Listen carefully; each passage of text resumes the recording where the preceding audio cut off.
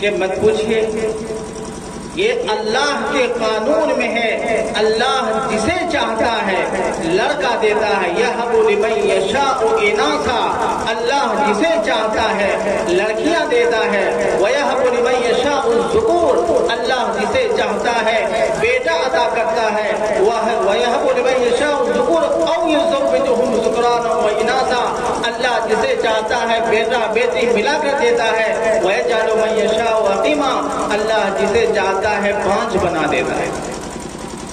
یہ دنیا کی کرتوت نہیں ہے کہ کسی کو بانجھ بناتا ہے، یہ اللہ کی طرف سے ہوتا ہے جسے بانجھ بنا دے۔ لیکن بہت سارے لوگ ایسا بھی ہوتے ہیں گھر میں بچہ نہیں ہو رہا ہے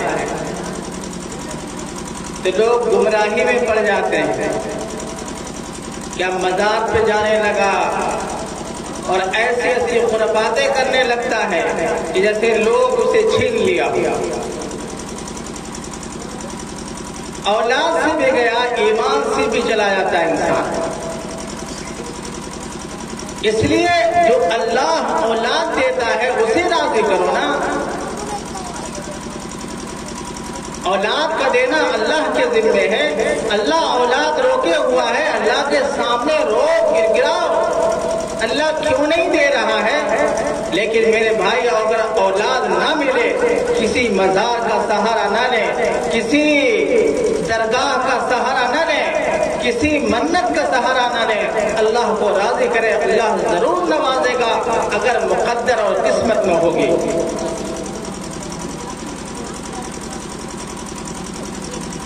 تو میرے بھائی بیٹا کا دینا، بیٹی کا دینا سب اللہ کے ذمے ہے۔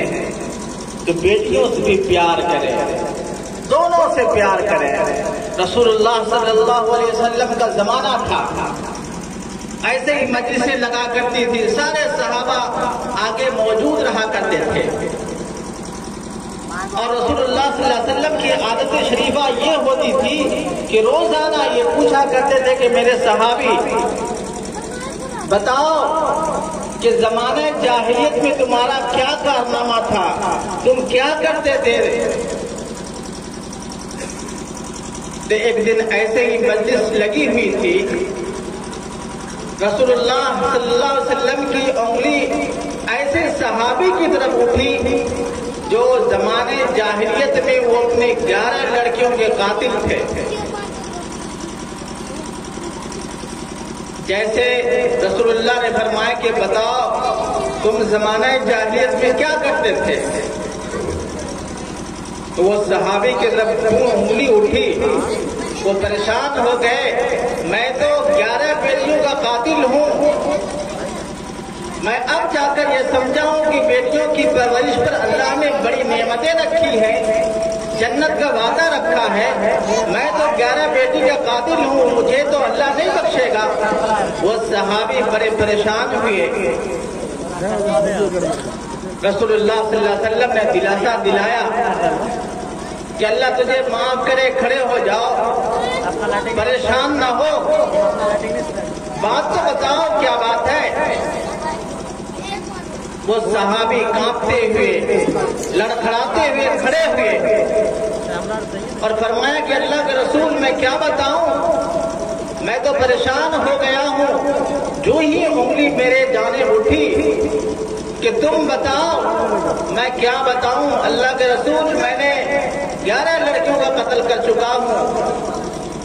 وہ صحابی پریشان ہو کر بولتے ہیں کہ اللہ کے رسول مجھے اللہ معاف کرے گا؟ اللہ کے رسول صلی اللہ علیہ وسلم نے فرمایا کہ ہاں اللہ ضرور معاف کرے گا، لیکن میرے صحابی یہ بتاؤ کہ وہ معصوم سی گڑیا، معصوم سی صورت جو تمہاری بیٹی کی شکل میں تھی، کیا تم اسے قتل کرتے ہوئے کبھی تمہیں احساس نہیں ہوا کہ بیٹے کو مار رہے ہو، وہ زندہ درگور کر رہے ہو، کیا تجھے احساس کبھی نہیں ہوا؟ وہ صحابی فرماتے ہیں کہ اللہ کے رسول وہ زمانہ ہی ایسا تھا کہ لوگ بیٹیوں کو زندہ درگور کرنا فخر کی بات سمجھتے تھے، لوگ زندہ جلانا فخر کی بات سمجھتے تھے، جس گھر میں بیٹی پیدا ہو جائے وہ گھر گھرانا منحوس رسول میں بھی اسی اندھیرے میں نے ساری لڑکیوں کو قتل کر ڈالا۔ وہ پھر فرماتے ہیں اللہ کے رسول میں ایک لڑکی کو دفن کرتے ہوئے بڑا افسوس کا اظہار کیا۔ رسول اللہ نے فرمایا کہ 10 کا قاتل، جب تم نے 10 کا قتل کیا تب تجھے افسوس نہیں آیا، جب تم نے 11 کو قتل کیا تو افسوس کیسے آیا؟ کہا اللہ کے رسول میں 11ویں بیٹی میں چند سالوں کے لیے میں سفر پر گیا ہوا تھا۔ میں جب واپس سفر سے آیا تو میرے گھر میں ایک ننھی سی مورت خوبصورت شکل کی بیٹی گھر میں نے دیکھا، تو میں گھر آ کر پوچھتا ہوں کہ گھر میں لڑکی کس کی ہے؟ تو میری بیوی نے کہا کہ یہ میرے شوہر، یہ لڑکی کسی اور آپ کی نہیں کسی اور کی ہے۔ اللہ کے رسول جب میں نے سنا کہ میری نہیں ہے تو میرا دل ٹھنڈا ہو گیا کہ میرے رہتے ہو کہ بیٹی کی شکل میں کوئی نہیں ہے۔ لیکن اللہ کے رسول صلی اللہ علیہ وسلم وہ پڑوسی نام پر میرے گھر میں آتی جاتی رہتی تھی، کیونکہ وہ ماں سکھلا چکی تھی کہ تیرا باپ قتل کر دے گا، اس لیے جب تیرا باپ گھر پر نہ ہو تب گھر میں رہا کرو ورنہ مت رہا کرو۔ کچھ زمانہ بیت گیا لیکن اس کی کچھ عادتیں مجھے اچھی لگنے لگی۔ جب میں بازار جاتا تو ادھر سے اس کے لیے کھلونے لاتا، جب میں مزدوری کر کے آتا تو مجھے پسینے دیکھ کر وہ اپنے دوپٹے سے اپنے کپڑے سے میرے پسینے کو پوچھ دیا کرتی تھی۔ جب میں پیاس لگتی تو وہ پانی لے کر میرے پاس آتی کہ اللہ کے رسول اس کی کچھ عادتیں اتنی اچھی لگنے لگی کہ میرا دل چاہتا تھا کہ اسے قتل نہ کروں، لیکن پھر وہی زمانہ، پھر وہی معاشرہ، پھر وہی عادات، وہی چلن یاد آتا تھا کہ کسی گھر میں کوئی بیٹی پلے یہ اچھی بات نہیں سمجھی جاتی تھی۔ اس لیے ایک دن میری بیوی کوئی اندازہ ہو گیا کہ اب میرا شوہر اپنی بیٹی سے پیار کرنے لگا ہے، اب اسے قتل نہیں کرے گا، لہذا اس چکر میں آ کر وہ بول دیتی ہے جو اپنے گھر میں گڑیا سی ہے بیٹی، وہ کسی اور کی بیٹی نہیں، بیٹی آپ کی اور میری ہے۔ کہ اللہ کے رسول صلی اللہ علیہ وسلم جب میں نے سنا کہ میری بیٹی ہے اسی دم میں نے ارادہ کر لیا کہ میں اپنے جیتے زندگی کسی بیٹی کو زندہ رہنے نہیں دوں گا۔ وہ تپتی ریت تھی، وہ چلچلاتی دھوپ تھی، میں ایک ہاتھ میں پھروا لیا اور ایک ہاتھ سے بیٹی کو تھاما۔ وہ چلچلاتی دھوپ میں بیابان جنگل کی طرف نکل چکا اور آگے بڑھ بڑھ کر میری بیٹی آگے آتی کہ ابو جان آپ کو پسینے آ رہے ہیں، کہ ابو جان آپ پریشان لگ رہے ہیں، آپ کی کون سا کام در پہ ہو گیا کہ جانا ضروری ہے، یہ جنگل کی طرف سفر کرنا ضروری ہو گیا، اے ابو جان ایسا سفر نہ کریں جس سے آپ کو دھوپ لگے، آپ کو پسینے آئے۔ کہ اللہ کے رسول اس کی معصوم سی بات مجھے یہ لگتا تھا کہ میں اسے نہ قتل کروں، یہ قتل کرنے کی چیز نہیں ہے، یہ زندہ درگور کرنے کی چیز نہیں ہے، یہ پیار کرنے کی چیز ہے۔ لیکن اللہ کے رسول کیا بتاؤں، یہ سماج اور چلن کی بات یاد آ جاتی، پھر ارادے کو پکا کرتا اور آگے بڑھا، حتیٰ کہ میں ایک میدان میں چلا گیا۔ وہ میری بیٹی ہوشیار ہو چکی تھی کہ اللہ کے رسول میں گڈھا کھودنے لگا۔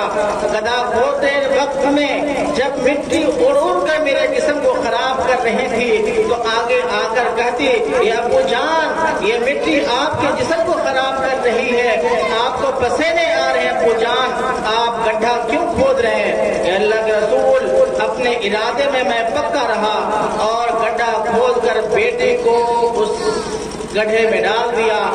جب مٹی ڈالنے لگا اندر سے آواز آنے لگی، اندر سے بولنے لگی ابو جان میں دب کر مر جاؤں گی، پھر آپ کو کہاں پاؤں گی؟ خدا کی قسم وہ زمانے جاہلیت کی بات تھی، آج بھی یہ معاملہ ہو رہا ہے۔ وَإِذَا الْمَوْءُودَةُ سُئِلَتْ بِأَيِّ ذَنبٍ قُتِلَتْ۔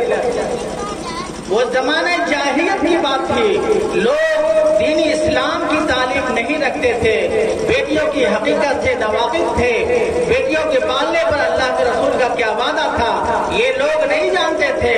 لیکن یہ ساری بات جاننے کے باوجود بھی آج بھی ہمارے مسلم معاشرے میں یہ باتیں چل رہی ہیں، لوگ نسبندی کراتے ہیں۔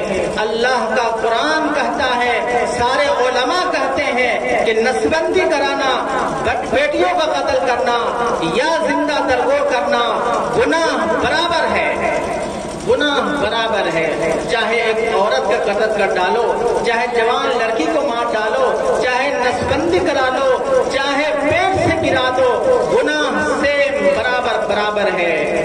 یہی سیم سوال اللہ پیٹ سے گرانے والے کسی آلات سے معلوم کرنے کے بعد کہ پیٹ میں پلنے والی لڑکی ہے اسے ختم کر دو، یا پھر لڑکی کو مار ڈالو، یا پھر جوان عورت کو مار ڈالو، یا کسی بٹیا کو مار ڈالو، اللہ کا قرآن کہتا ہے روز محشر میں اللہ اس باپ سے پوچھے گا، اللہ اس ماں سے پوچھے گا، وَإِذَا الْمَوْءُودَةُ سُئِلَتْ بِأَيِّ ذَنبٍ قُتِلَتْ۔ اے لڑکی، اے بٹیا، تیرا کیا گناہ تھا کہ تیرے ماں باپ نے تجھے زندہ درگور کر دیا، تیرے ماں باپ نے تیرے پیٹ سے بھی تجھے گرا دیا، تیرا کیا گناہ تھا کہ تیرے ماں باپ نے ایک سانس لینا گوارا نہیں کیا؟ تو کیا جواب بنے گا ایسے ماں باپ کا جو نسبندی کراتے ہیں؟ ابھی بھی بہت چل رہا ہے،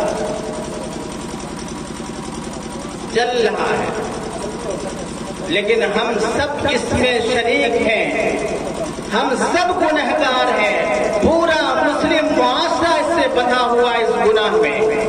وجہ کیا؟ جہیز کی لعنت ہے۔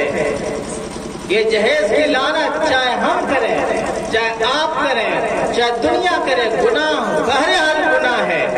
کوئی مولانا نماز چھوڑ دے وہ بھی گنہگار ہے، کوئی جاہل نماز چھوڑ دے وہ بھی گنہگار ہے، عالم جہیز لے وہ بھی گنہگار ہے، جاہل لے وہ بھی گنہگار ہے۔ یہ ہم پورا سماج اس میں دلدل میں ڈوبے ہوئے ہیں۔ یہ گناہ کبیرہ اور حرام ہے۔ پہلے کہیں کہیں سنا جاتا تھا کہ بیٹیاں جل گئیں، بیٹیاں خودکشی کر لی، بیٹیوں کو زندہ جلا دیا گیا، بیٹیاں غیروں کے ساتھ بھاگ گئیں۔ کیوں ہوتا تھا؟ بہت شاذ و نادر بات ہوتی تھی، کبھی کبھی سننے کو ملتا تھا، لیکن ماضی قریب یہ مسائل ہمارے معاشرے میں اتنی بڑھ گئی ہیں، الامان والحفیظ، آئے دن مسلمان بچیاں بھاگ رہی ہیں غیروں کے ساتھ، زندہ جل رہی ہیں، خودکشی کر رہی ہیں۔ وجہ صرف ایک وجہ ہے، وہ جہیز کی لعنت ہے میرے بھائی۔ بہت سے گھرانے ایسے ہیں جو جوان لڑکیاں پڑی ہوئی ہیں، جسے غیرت اعلان نہیں کرتا کہ میں بھاگ جاؤں یا خودکشی کر لوں، لیکن جوانی اوپر جا رہی ہے، اس میں ہر فرد گنہگار ہے۔ بہت سارے ایسے مسئلے میں نے دیکھے، جب میں امام تھا، آئے جمعہ ایک لڑکی کا باپ مسجد کے دروازے پر کھڑا ہوتا ہے اور اعلان کرتا ہے کہ میری بیٹی کی شادی ہے، اگلا جہیز مانگتا ہے، اتنا ڈیمانڈ ہے۔ بتاؤ میرے بھائی، وہ باپ جب اپنے گھر سے چلتا ہوگا مسجد کی طرف تو اس کا ہر قدم قیامت سے زیادہ بھاری ہوتا ہوگا کہ جاؤ میں سارے مجمع کے سامنے اکیلا کھڑا ہو کر یہ کہوں گا کہ میری بیٹی کی شادی ہے، سارے مجمع کی نگاہیں میرے اوپر پڑے گی کہ بھیک مانگنے آیا ہے۔ اس کے بعد مسجد میں جب کچھ مل جاتا ہے تو محلے کے ہر گھر میں جا کر کنڈیاں ہلاتا ہے کہ بہن بھائی میری بیٹی کی شادی ہے، جہیز دینا ہے، مجھے کچھ پیسے کی ضرورت ہے۔ یہ میرے بھائی بتاؤ کہ دروازہ کون اس کو لے گیا؟ مسجد تک اس کو کون لے گیا؟ اعلان کرنے پر مجبور کس نے کیا؟ آخر میں اس کا ہونے والا داماد یا ہونے والا سمدھی، ہونے والا اس کا شوہر اگلا مسلمان ہے، اللہ پر ایمان رکھنے والا ہے، رسول اللہ پر ایمان رکھنے والا ہے، آخرت کے دن پر ایمان رکھنے والا ہے، پھر ایسی حرکت کیوں کرتا ہے؟ اس میں ہر فرد گنہگار ہے، ہر کوئی ملوث ہے۔ میرے بھائی یہ بہت گندی چیزیں آ گئی ہیں، اور یاد رکھیے کہ سمجھ کی بات یاد رکھیے، مانگتا ہے ماں باپ، جہیز کی ڈیمانڈ کرنے والا والدین ہوتے ہیں، لیکن بھوگتا نہیں ہے۔ 10 سال 20 سال سامان دیکھ کر کے دنیا سے رخصت ہو جاتا ہے، لیکن پائی کا حساب اللہ کے ہاں وہ دے گا، اللہ کے ہاں وہ حساب دے گا۔ اس لیے یہ لعنتی چیز کو اپنے محلے سے، اپنے معاشرے سے توبہ کیجئے، اتنی منحوس چیز سے اللہ ہم سب کو حفاظت فرمائے۔ اور آپ کے سامنے 2 حضرت تشریف فرما ہیں، ان سے سنیں۔ وآخر دعوانا الحمدللہ رب العالمین۔